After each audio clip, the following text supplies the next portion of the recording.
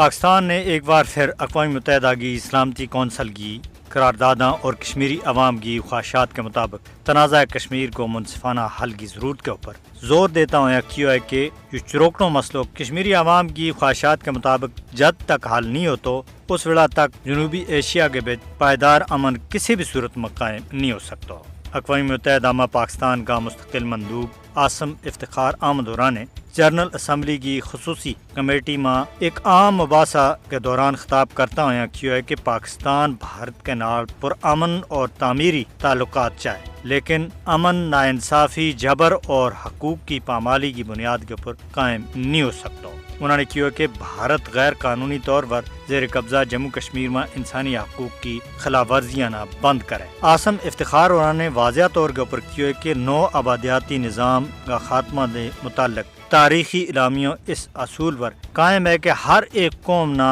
آزادی خود مختاری کو ناقابل تنسیق حق دیتا جائے، لیکن مقبوضہ جموں کشمیر اور فلسطین کی عوام آج بھی اس بنیادی اور پیدائشی حق دے محروم ہے۔ مسئلہ کشمیر اقوام متحدہ کا ایجنڈا کے اوپر سب دے چروکنوں حل طلب تنازع ہے، اور اس کا حل کے واسطے اقوام متحدہ کی سلامتی کونسل کی قرارداد باقاعدہ طور کے اوپر موجود ہے کہ ریاست جموں کشمیر کو حتمی فیصلہ کشمیری عوام کی مرضی کے مطابق اقوام متحدہ کے زیر اہتمام آزادانہ رائے شماری کے ذریعے کیا جائے گا۔ انہوں نے کیا کہ بھارت گزرا 78 سالاں دے اقوام متحدہ کی قرارداداں کی مٹی پلید کر رہی ہے، اور مقبوضہ جموں کشمیر اس وقت دنیا کو سب سے زیادہ فوجی جمع والا علاقہ ہے، جت 11 لاکھ سے زیادہ بھارتی فوجی تعینات ہیں۔ مقبوضہ جموں کشمیر میں ماورا عدالت قتل، جبری گمشدگی، تشدد، اجتماعی سزا اور غیر قانونی گرفتاری ہر دیہڑا کو وطیرو ہے۔ 2019 دے پوری کشمیری قیادت نہ قید کر کے رکھے ہوئے اور کشمیر نہ ایک قید کے وچ بٹا دیتا ہے۔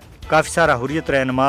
جیلاں کے وچ بند ہیں جڑا مختلف عارضاں کے وچ مبتلا ہیں، اور کافی سارا حریت رہنما جیلاں کے وچ جان کی بازی ہار گیا ہیں۔ اس جبر دے باوجود کشمیری عوام بھارت کا غیر قانونی اقدامات نہ کلی طور کے اوپر ٹھلائے اور اپنی آزادی کے واسطے پرامن جدوجہد کر رہی ہے۔